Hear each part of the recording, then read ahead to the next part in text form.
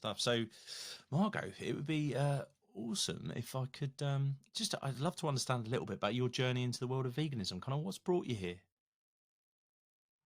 Yeah, thank you so much for asking that. And thanks for having me on. Well, my story is not extremely unique, but 10 years ago, I went vegan after watching a dear friend's documentary called Earthlings.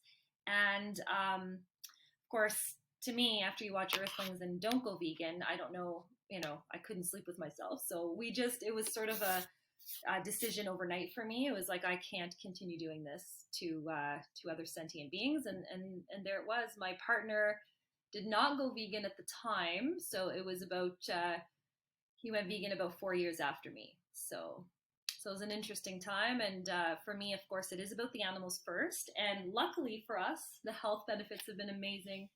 And then you learn about the environmental impact and how we're saving the earth as well. So it's been such a blessing. And did was this a pretty quick transformation for you? Was it like watch the documentary and that's it? We have to change our lifestyle. Yeah, that was the decision. I was there in my heart, when you're there Mm. first in here and then in your mind.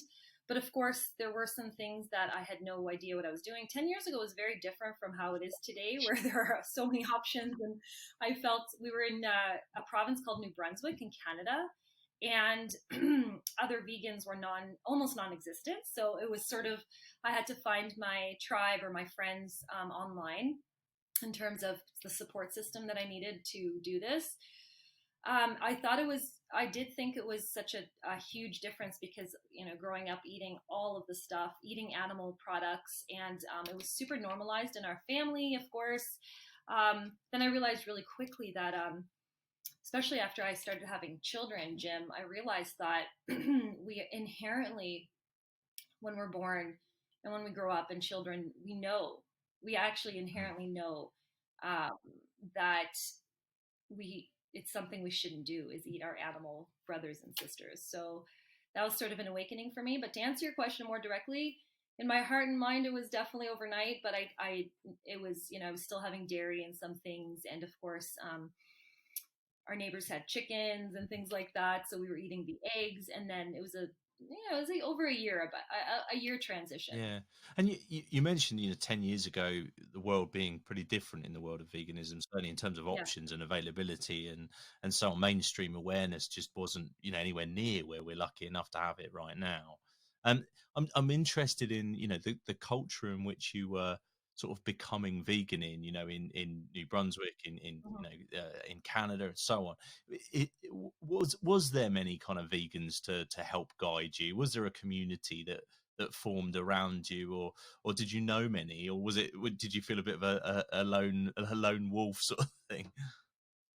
Yeah, for sure. I did not know many at all. I knew one person, a friend of my parents, who had been vegetarian for 30 years. We always knew she didn't eat animals. So I remember having a conversation with her. Hey, Vera, I'm considering, I want to do this, and can you just give me some tips? So that's pretty much it. There were no, also understanding my heritage is Lebanese, and in Lebanon, even though there are so many plant-based options. I mean, the whole menu is practically plant-based. Over the last 100 years, I mean, there's a lot of animal products. It's very, very normalized. If a meal does not have meat or a piece of an animal in it, it was not considered a meal. So so but luckily for me, I wasn't active when I first went vegan, but luckily for me, I did have a platform which was, a local business. So people kind of knew about me and they were curious just by what I was doing, not by the sign that I was holding. My father, at 70, went vegan like 4 years ago after that. So my family, my parents are now fully plant based. And I've had 3 vegan pregnancies that I love to talk about, and I'm raising my children vegan as well, which back home, we're on the West Coast now, but on the East Coast, I remember getting a lot of slack Mm. for. Basically, people will tell a pregnant woman that she is abusing her in not so many words, but they will tell you that you're abusing your unborn child by not feeding them. They're not getting the nutrients.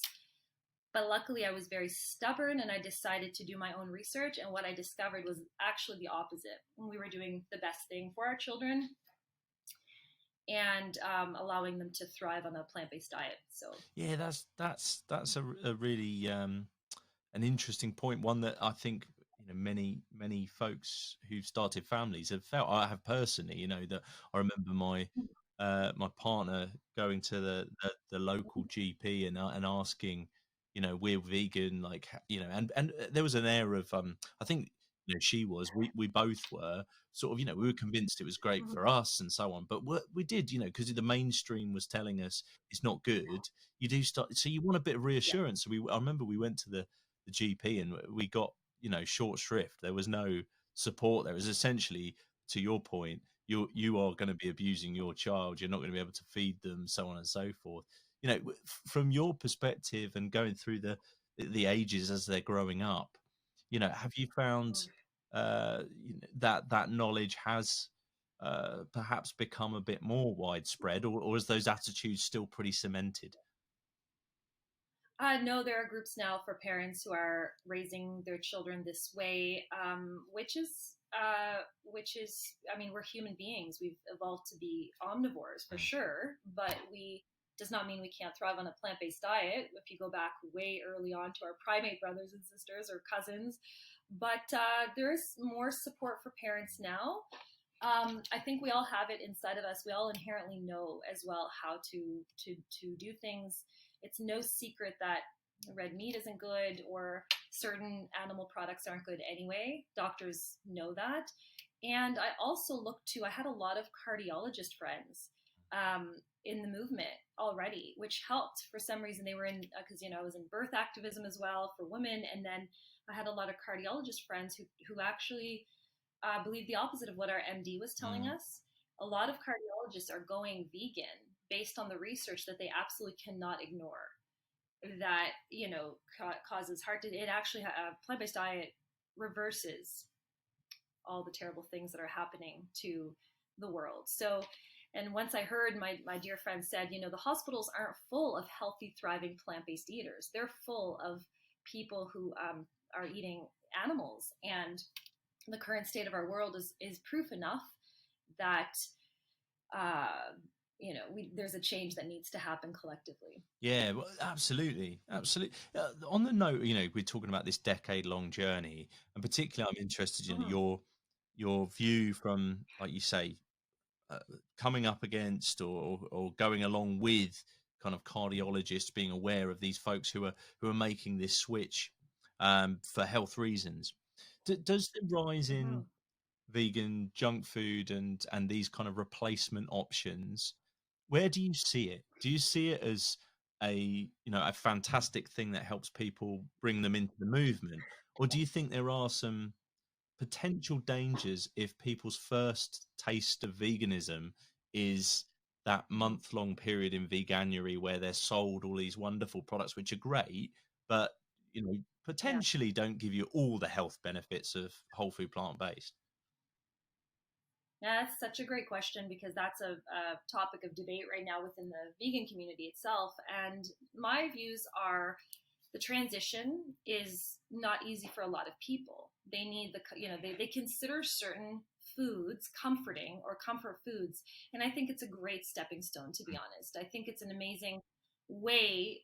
It is better than eating animal products. And there's research now coming out on the plant-based burgers that are really popular, showing that they are in fact healthier than the animal burgers. So there is an improvement. It's healthier according to some research. A lot of research is coming out, but at the same time, maybe more education on using it as a transition into the plant-based world, and then hopefully, I know people that I've talked to who do 3 month. They're like, okay, I'm going to try this whole food plant-based thing now for a month or 2 or 3 months, and they get through that 3 month period and their palate changes. And what happens is we taste the real food, because that other stuff is really not real food. It's the sodium and what makes it taste good is all the additives. But the real delicious plants, our bodies that actually our bodies need, once that palate is changed, I think, for me anyway, personally speaking, going back to the the processed vegan food is not easy. If I try right now, it just won't be delicious. It will be really, really strong and salty. So understanding that, I love the idea of someone who had steak every single day transitioning to a plant-based option. It saves the animals, it saves Earth, etc.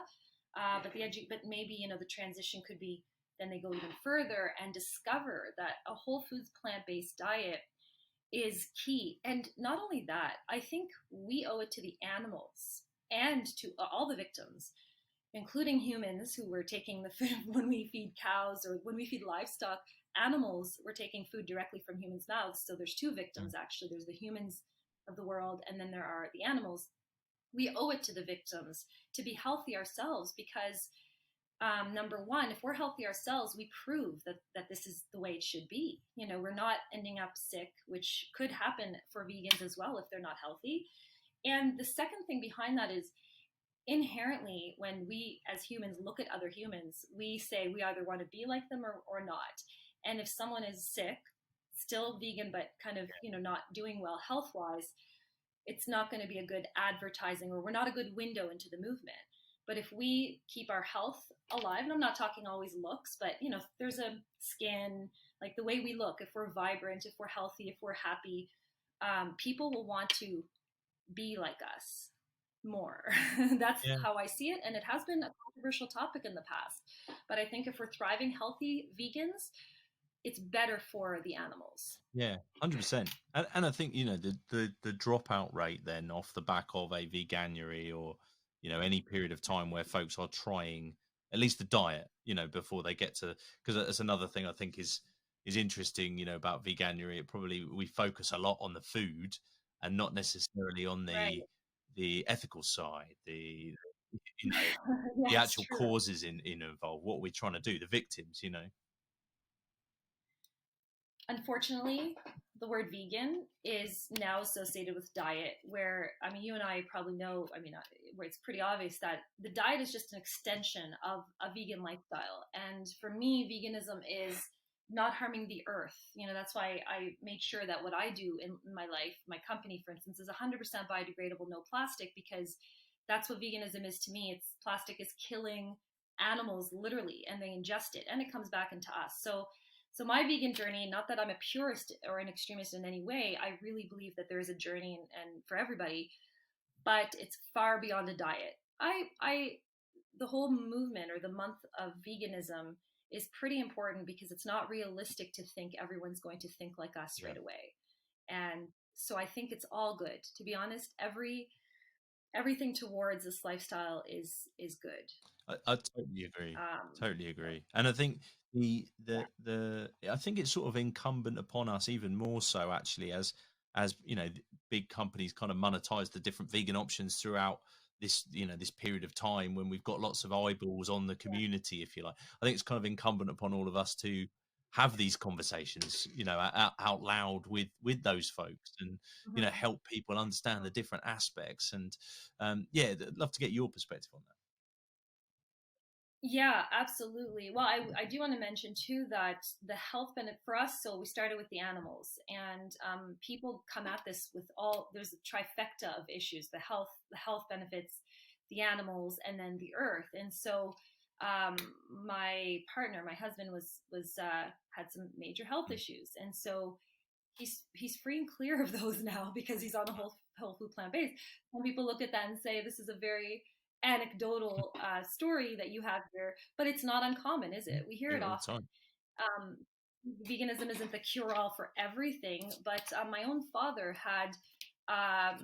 he had diabetes, and he also had eye issues, and he is more he's, how can I say, more stubborn, or actually more of an extreme than I am, Right. in terms of, no, he will not, and he won't, family dinners are out the window now, because he won't attend them because someone has an animal, sitting next to him eating an animal. So I love him for that, and he's amazing, but because he's so passionate about it, and he cares about people too. So when you've reversed your own health issues through this, that's a huge incentive to keep going as well.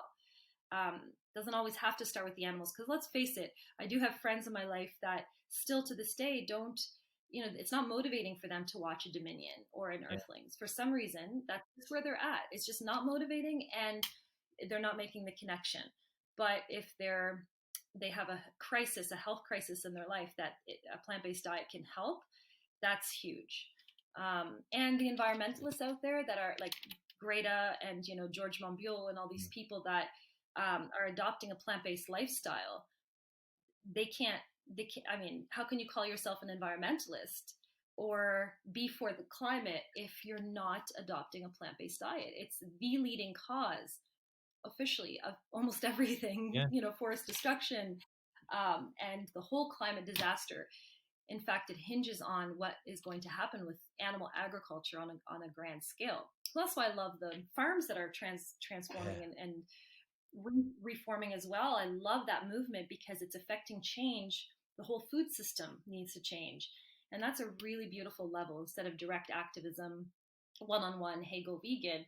When a whole farm changes or a whole restaurant or subsidies eventually change, I think this is going to be a major thing for our movement. And if we can get that right, if we can join forces, unify, and make sure that that happens, that's going to make the biggest 100%. dent. 100%. Yeah. On the note of activism, actually, and with your experience over the last decade, I'd love to get your view on what you've found to be effective in the world of activism. Now, I appreciate that is a far-ranging, many and varied question to throw at you, but I would love to get your take on it. Yes, absolutely. Thank you for asking that. I think it's such an important piece. It's one thing to go vegan ourselves. It's another thing to start speaking up for what's happening, no matter what people say, even if we all get hit by the same thing. Hey, what's your agenda? Why are you forcing me to do this and this and that? Deep down, people say things out of guilt as well. So it's really important to keep going and to make sure that I think it's good to shine a light on our lifestyle as well. We're creating a vegan village, by the way. We just bought some land and some vegans are getting together and we're creating this beautiful thing. That's going to be a great stepping stone and people are going to be beautifully curious about it. But there's all forms of activism. I started the first Cube of Truth in our area in New Brunswick. We were the very first ones and we were organizing there, and it opened my eyes to everything. It was such a beautiful experience. Now I don't do that anymore. I have a company to run and 3 children under the age of 9 that are homeschooled. So I don't do the boots on the ground. And although our 9-year-old is an amazing activist and he encourages us, he makes the signs, encourages us to go out to every single protest, which I love. We were just at a turkey protest 3 months ago. And so there's that. To me, the work, I have done some work in the farm transformation movement. I'm working with this lovely person who's helping a farm called the Barrett Family Farm in Wicks, Arkansas. And the Barretts they're dear friends, and their story, Jim, is unbelievable. They're the purest, like they've been doing it, it's generational. They've been doing it for years and years. They had dairy cows, they had chickens, owned by Tyson. Right. They were basically owned by Okay. Tyson. And yeah, so they went vegan 3 years ago and they were the most miserable in their life, still breaking chickens' Wow. necks, still killing, still doing vegan, imagine, vegan themselves because they were almost stuck in this, it was their livelihood. And we have to feel for the farmers as well. I know vegans don't like when I say this, but we have to actually feel for what a human is going through as well. Otherwise, we're going to put up a big barrier and everyone's going to hate us. So the world at large looks at farmers as the salt of the earth. They're feeding America. They're feeding the world. Do you know what I mean? So they're the people, the families, the farming families, even though you and I know farming isn't at all like the idyllic, beautiful thing we used to know. But so these people have gone vegan and now they gave up they couldn't keep their chickens because Tyson, big companies like that, for an animal, it's just a commodity. It's a number. And they took all the chickens back. They have these empty poultry things, and I'll keep this part of the story short, but it's very important to realize how this is. I mean, this is my favorite form of activism. And they decided to keep all 250 cows and the babies, because they were dairy, like the babies that were being born, they kept them too. So now this family, it's a lot of pressure.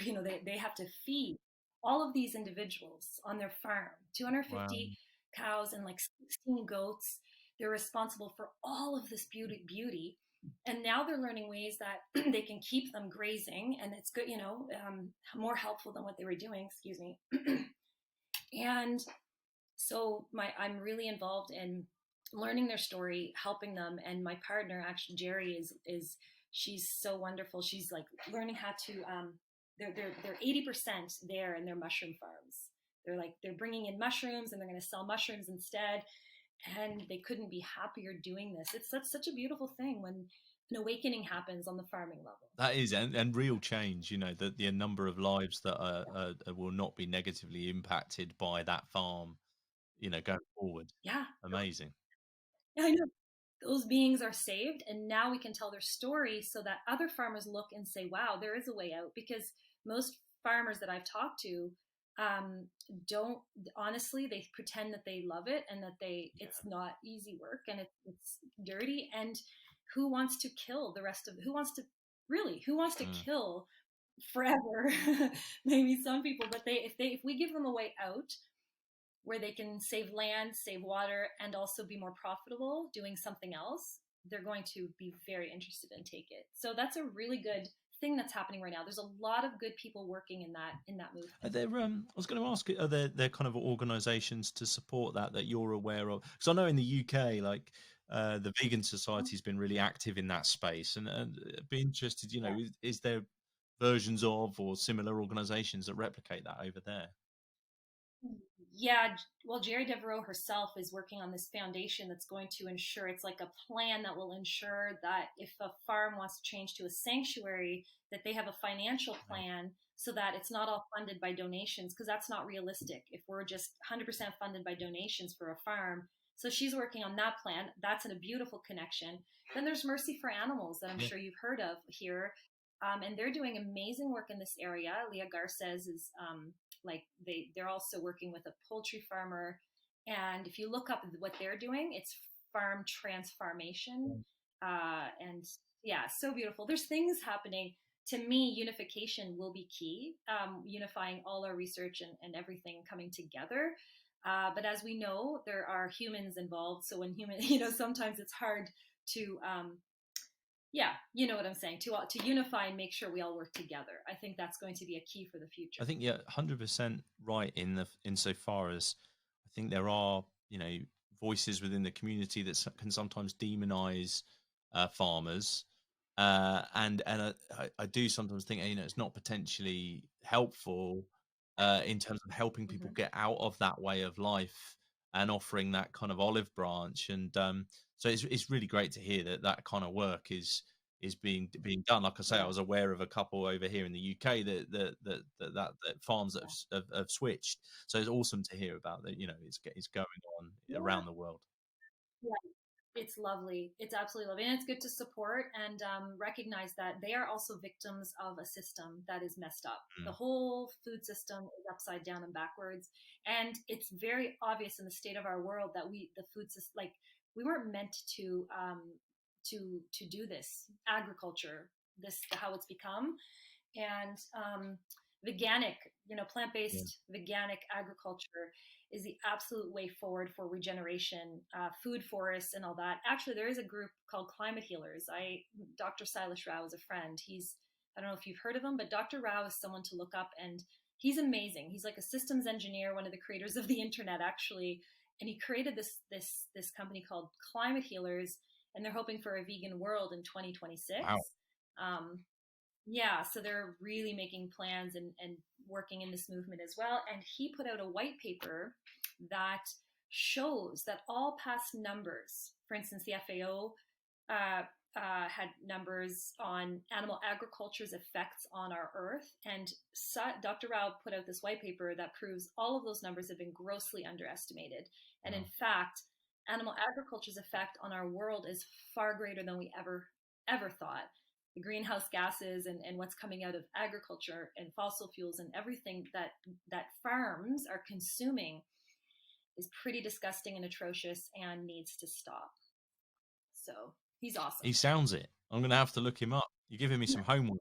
Yeah, I'll send you a link. I'll send you a link Love it, after. Margaux. Love it. So it'd be good to understand a little bit Yeah. about your business. You mentioned there that when you became vegan, you had this sort of platform in the business world, if you like, that sort of helped you with amplifying your Yeah. voice and so on. Be good to understand a little bit about your journey there. Thank you so much. Yeah, I'm an entrepreneur. My parents were entrepreneurs. I grew up in that area. I quickly realized what kind of business I do want to be part of and what I don't want to be part of. Business as usual in our world is not working. Corporations are literally, I mean, they've killed our earth, most of them. They also have the power. If they've done this to the earth, imagine the huge, like I'm talking Amazon Mm, level. If they change their processes and their supply chains, they have the power to reverse and help the earth as well to that scale. So we're a very, so I started, I was doing real estate. We had a juice bar in New Brunswick that we started and sold. When we went plant-based, we're like, we have to do something. That was a form of awareness. But now, throughout this whole thing, I've had a deodorant company. It was not, it was just business as usual, selling deodorant. But just a year and a half ago, Jim, I decided to make sure my activism fits in there. So we've developed a beautiful model where we give our profits. We partner with animal rights organizations who desperately need it. My first one was Nation Earth because I went vegan because of earthlings, So Sean has become a friend, and I'm like, okay, we need to try to support there. His first campaign was with him, and it's evergreen, it's ongoing. The Barrett Family Farm as well. So what we do is we launch, so we have our own website, and we sell our vegan ethical deodorant from that website. But then we also launch pages for animal rights organizations, and through those pages, any sales that come through, they're given all the profits. So we're basically 100% of profits after company expenses goes to them. And I'm really, really thrilled with how it's going because I'm finally able to merge my heart's activism with the business. And also, I mean, the product is, well, you probably see it back here, but it's totally biodegradable, So it's like you throw it in the earth. And I think all vegan companies especially should look to this type of packaging, and this business model as well. But the packaging is unreal because it disappears, and there's just too much plastic on our earth. 100%. Yeah, that's amazing. Yeah. That's amazing stuff. So have you had many other businesses kind of follow suit as a result, or get in touch and sort of, where are you getting this kind of packaging? What's the methodology, so on and so forth? I encourage everyone to for sure reach out and ask us. Our packaging, I'll have to tell you our journey because, first of all, it's been 14 iterations of the product because it's shocking how many ingredients are violently tested on Mm, an animal. Violently. Like this really, if you don't know that laboratory, animal testing space, if you go down that rabbit hole, right, it's just a vicious thing that I can't believe collectively so many people are okay with it.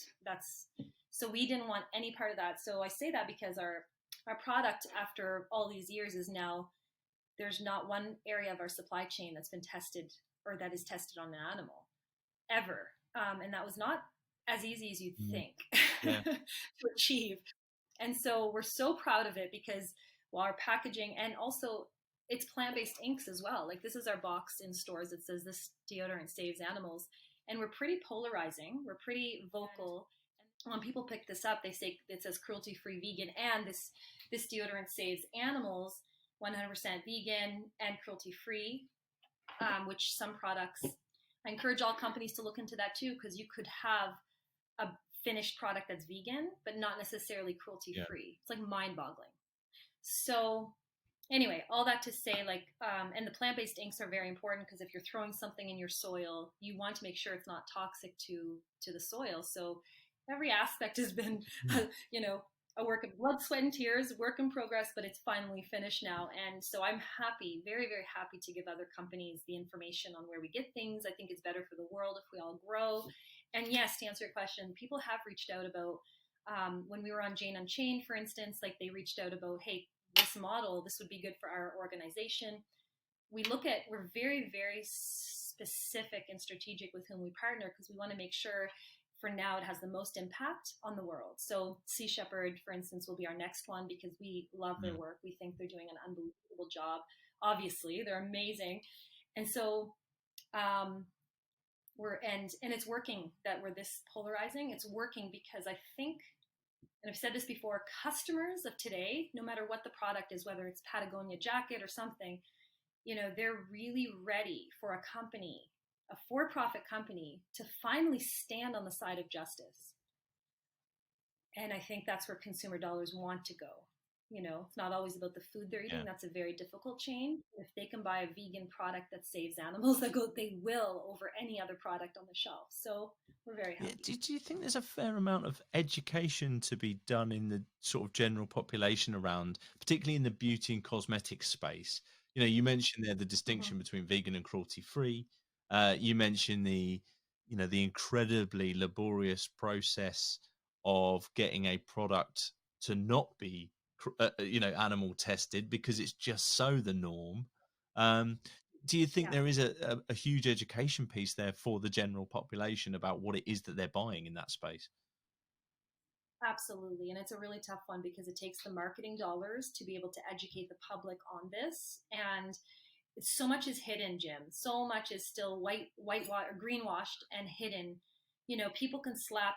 Honestly, we're PETA certified as well. But no, I love PETA. No offense to them, but it was a very easy certification to get, and I think it needs to be more stringent.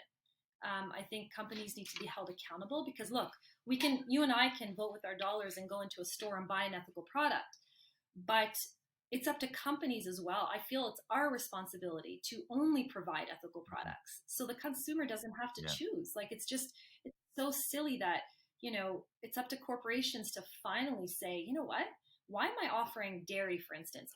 Everyone knows oat milk is better and for the earth, and it's actually going to improve sale. It's been proven. Cafes that have changed to only plant-based, they improve sales. People are very vegan curious, Mm. and also it tastes the same. So I think, yeah, I think you're right. The education piece needs to be there because people, if you ask anyone, if you say, hey, like, if you want, if you show them an image of the poor beagle right next door, right in Montreal at the labs here, and say, do you want to contribute to this, what's happening here, the poor thing, or do you want to contribute to this, which is free and clear of any Yeah. bloodshed? What do you think they're going to choose? The consumer doesn't want this Yeah. one, right? They want 100%. that one. So we're not. It's really sad what's happening. So it's up to corporations to make that effort, and also our demand will change how animals are tested. If we stand up and say, I really we're not going to do. We want this packaging, as hard as it is. We want this packaging to be this way and not that way. That's what the company will provide. And I imagine it's a real point of leadership in the space from yourself and your business, because I'd imagine it's just so much easier, probably cheaper, better on the bottom line for businesses not to do this. It's really awful. It is cheaper. The plastic, okay, that we see on the shelves most often is quite a bit cheaper. We've absorbed a lot of the cost based on our ethics, but I understand that a lot of companies will not do that. They will choose the cheaper one. But if I can talk to those companies directly and say, I promise you that if we hold on for the next couple of years and keep doing this way, it will get better. These I've seen over 10 years, a lot of things get much Mm. cheaper because it's no secret now that biodegradable is better. Most companies are offering something that's more eco or saying that it's more eco. Like the term recycled means nothing to me, but when customers see that, it's like, oh, I want to choose this one. Mm. Things will get cheaper, things will get better. For now, as it is. I want to support companies like ours. I want to support companies that are doing this because when we support vegan activist owned companies, we know the money is going towards good and not evil. When we support biodegradable companies, anyone out there, we're taking a stand we're simply making a buying decision, but we're taking a stand for justice and for what should happen on this earth. And it's a ripple effect. It will happen very quickly if we all just start being more conscious. Yeah, I think you're absolutely right. The conscious purchase decisions are the key for all of us. We Yeah. as vegans we take so much time and care in our food, and hopefully that Mm-hmm. extends beyond that, beyond dietary veganism to looking at every Yeah. aspect. But I do think that sort of convenience has won out in the general population, and we do have to kind of re-educate in that space. Yeah. Things are getting more convenient on our side, though, on the Yeah. eco side. It's happening. I see it, and we're in it, so we see it more. Plastic, the invention of plastic in and of itself was so convenient. The plastic wrap, it saved our food, and this and that. And now with COVID, unfortunately, all the masks, and we've seen pictures of the beaches, and it's increased that a bit. But knowing that our diets and what we're eating has a greater effect on any plastic we could ever save is enough to make us go vegan, and it feels really good. In fact, we could drive all the Hummers in the world. We could drive a Hummer for the rest of our life, but if we go to a plant-based diet, it's been proven that that's better for the earth. And there's research out there, and Dr. Rao has started a lot of that. But we can feel good in our diet change, and then yes, change other aspects of our life. For instance, palm oil. Vegans do consume a lot of palm oil, and it's a struggle because we can't. People say to me, "Oh God, I'm doing enough, and I can't do it all, and everything." But it's either sleep well at night for me or not sleep well at night. And if I'm purchasing palm oil, I know that's not sustainable. I know that the orangutans in the forest aren't going to have a home. And so this world is upside down and backwards, but the hope is that people like us shine a light on what's happening. And knowing myself how a mind of an entrepreneur and a corporation works, they follow the money, they follow the dollar. What's happened to Beyond Meat? Like a restaurant introduces Beyond Meat product, and they're like, wow, everyone's lining at the door to try this thing. And so I know how entrepreneurs or company owners work, and if we can prove to them that one is more popular than the other, sadly, even if that's what it takes, let's do it. Yeah, 100%. Yeah, why not? Almost, Why not? do you think, going back to the point that we talked about earlier around consumer education and so on, and companies being so good at greenwashing, using terms that they know people won't understand on ingredients lists and things like this, do you think there is legislative change through sort of pressure from companies like yourself, through activists in the community, to make sure that those laws kind of are transparent, or at least the labeling and so on is transparent for people? Do you think that's kind of a key component of this too? Definitely. Yeah.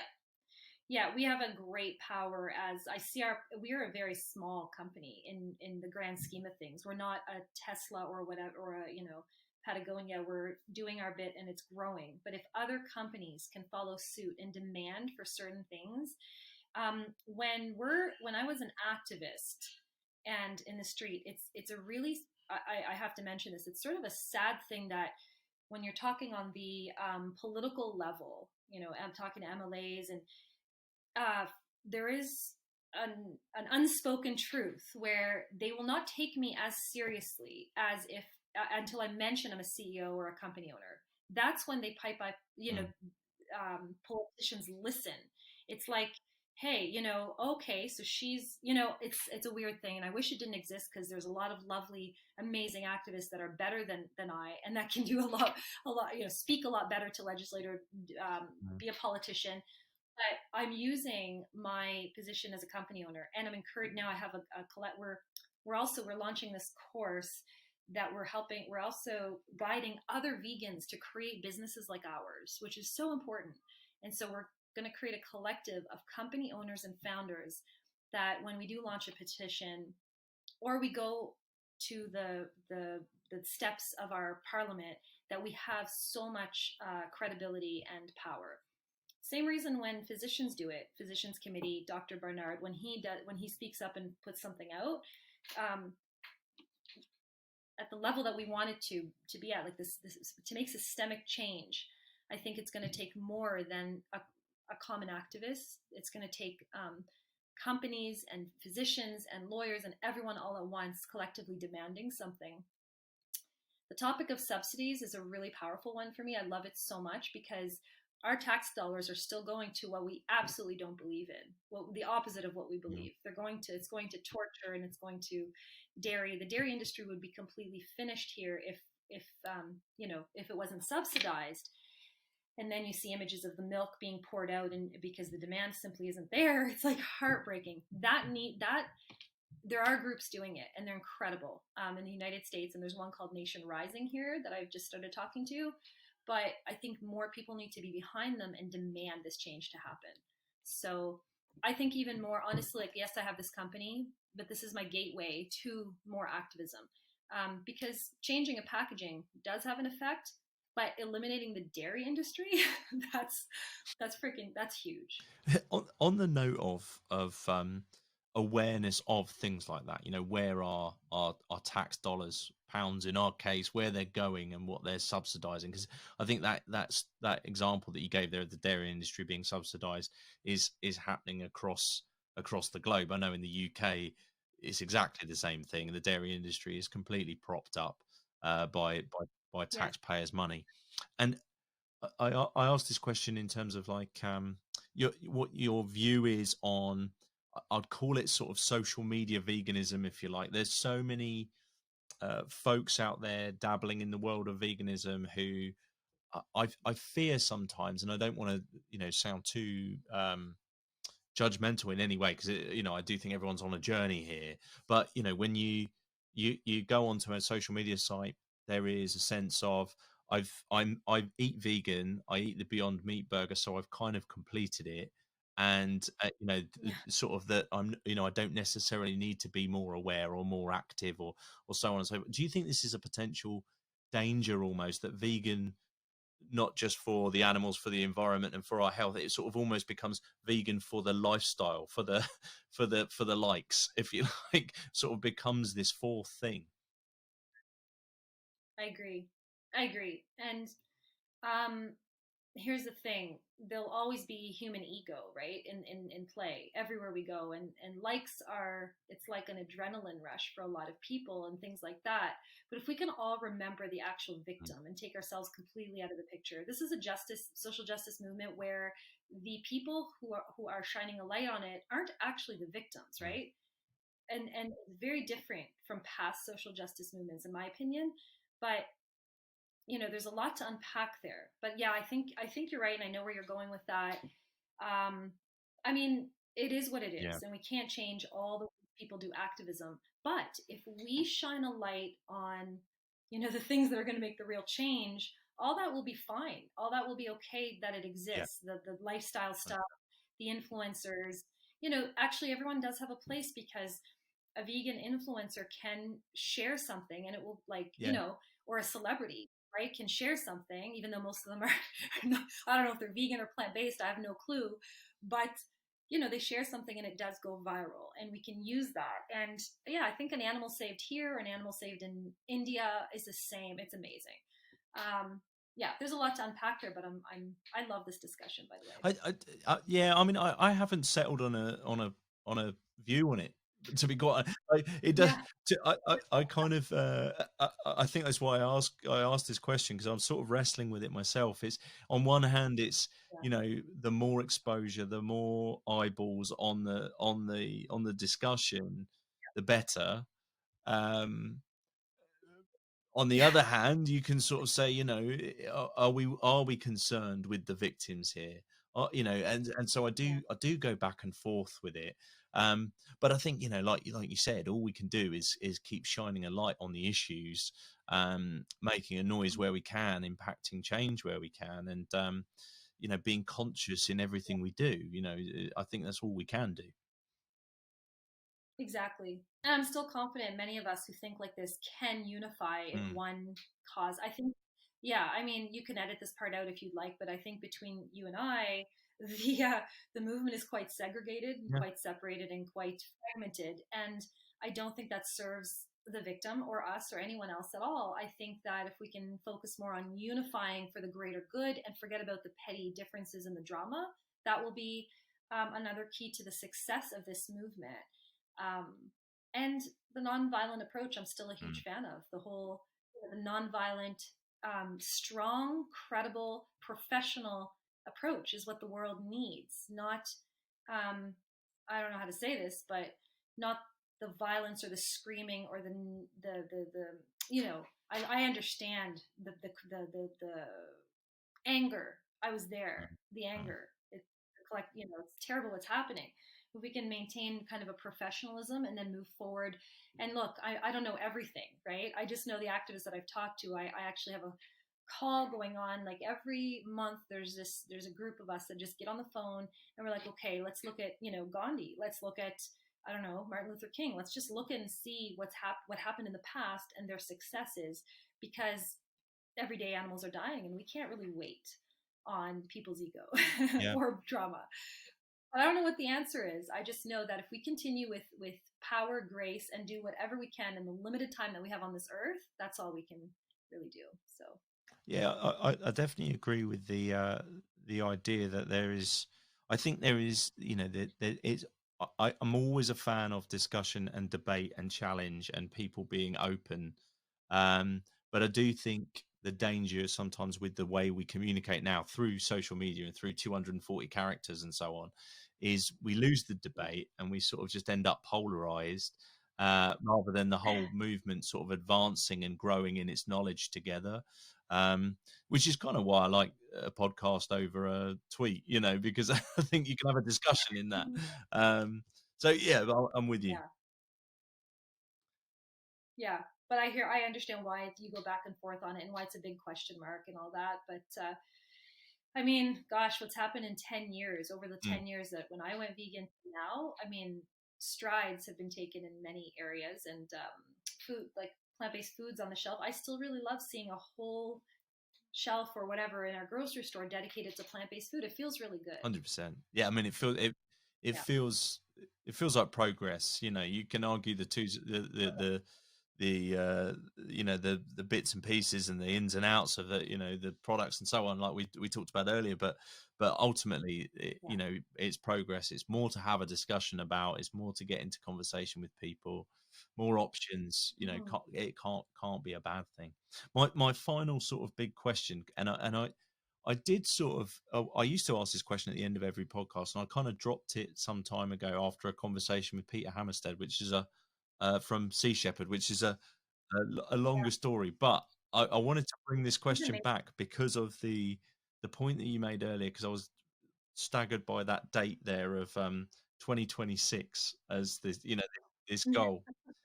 And I just want your perspective. How optimistic do you feel about us getting, not necessarily by 2026, but how optimistic do you feel about our eventual kind of movement transitioning to a quote unquote vegan world? Um, well, my faith in humanity goes up and down based on who I talk to. I don't think, to be honest, I mean, it's not realistic to think every single person in the world will be like a vegan. We don't need them all to be. We need 50% of people on this world or 70% to do 50% better. Like imagine if someone only ate animals on Saturday. Honestly, like I'm an abolitionist. I'm not a welfarist, and um, I'm also so vegan that I don't think, yeah, in my own personal life, this won't work. But what I'm saying is, people out there, humanity at large, if we can do better, it's going to make a big dent. We're such a minority still. We're such a small part of the world. And when I highlight that people on this earth have been living this way, it's not veganism isn't a new age thing at 100%. all. Veganism has been around, and I mean, since way before. I mean, the history of veganism. Yeah, I mean, in the 40s, the term was coined, but the biggest, strongest mammals or whatever primates are plant based, and the Jains and the Rastafarians, and also the Blue Zone. I mean, if you look at a Blue Zone diet, the blue zones of the world. If anyone has not heard about that, please look it up because they're 100% plant based. It's actually 95 to 100% plant based, but the 5% is like, um, I don't know, maybe an egg or something. Not that that is Yeah, yeah, okay, but in terms of health, the longest living humans on our earth are plant based. Like, what can that be any more obvious? We share biology, and it's pretty obvious. Now, the reason that doesn't work sometimes for people is because we've been abusing our body, and there is a period where we need to like heal from the past abuse. I think putting animals in our body is also abusing our body too, because our digestive systems, we have a hard time handling that. Yes, we have evolved to be able to semi digest that stuff, but so to answer your question directly, yeah, it's a very ambitious goal, but I don't think he means vegan world, yeah. everyone in the world by 2026. our hearts are often there before our actions. Most people who learn this stuff, their hearts go vegan, but then they're not aligning their actions with their values yet. And I think what Silas is doing over there is amazing. The whole idea of ahimsa, right? The whole idea of compassion. What all religions have in common is a greater good, compassion, beauty. You know, he talks about Jesus and things like that, wherever our beliefs fall. But Jesus as a person, or in the pictures, you don't see him slaughtering a lamb. You see him, you know, cuddling a lamb. The man was a compassionate vegan, pretty much. And so I don't know. So it's like he says things way more. He articulates it better and says it way more eloquently than I ever could. However, that is the idea. That's the vegan world 2026 is a goal. But I think if just half of us did, if half of us did 100% better, I think it would be really good. Couldn't agree more. Good. It's a good way to answer that question. So Yeah. it'd be remiss for us not to include where we can find out a little bit more about Impact and follow your journey. So where would folks go? The website is createanimpact.org, and all the info's there. It's very obvious that every single person in our company is a vegan activist, and it's really amazing what's happening though, Jim, because we opened up our company for an investiture in March investment, and now we did have a couple of business people say, oh, you know, this is too polarizing. You're standing too much for animals and it's too niche. Actually, that couldn't be further from the truth. We did get our investment, and we're also opening it up for another round because, you know, we're scaling fast. Like I said before, I'm shocked, and I had no idea it would be so on trend or so, you know, demand. But everyone's looking for a vegan deodorant that actually works. But also the message, my activism is going to be all over our box and all over stores. And do I care if someone puts it down because they're like, oh, who doesn't want to support animal welfare, you know? But if someone puts it down and says, oh, like, I don't want to support this, I don't care. That's what it is. So createanimpact.org, you'll see what we're doing. Then I can also give you the links directly to Sean's campaign and the Barretts, because I think it's really important that we highlight their support as well. We want to do a lot of good there, and yeah, you know, no company needs it all, right? 100%. Well, we'll pop all those links in the show notes on your podcast app, so you'll be able to give them a click. So yeah, awesome. That's But Margaux, yeah. Thank you so much. it's been amazing chatting with you, and all the best with Impact. It's doing some wonderful things, and it's true leadership in the sort of business world, I think. So I hope many companies follow suit. Thank you, Jim, and wonderful podcast. I'm really excited to follow your journey as well. Thank you. Bye for now.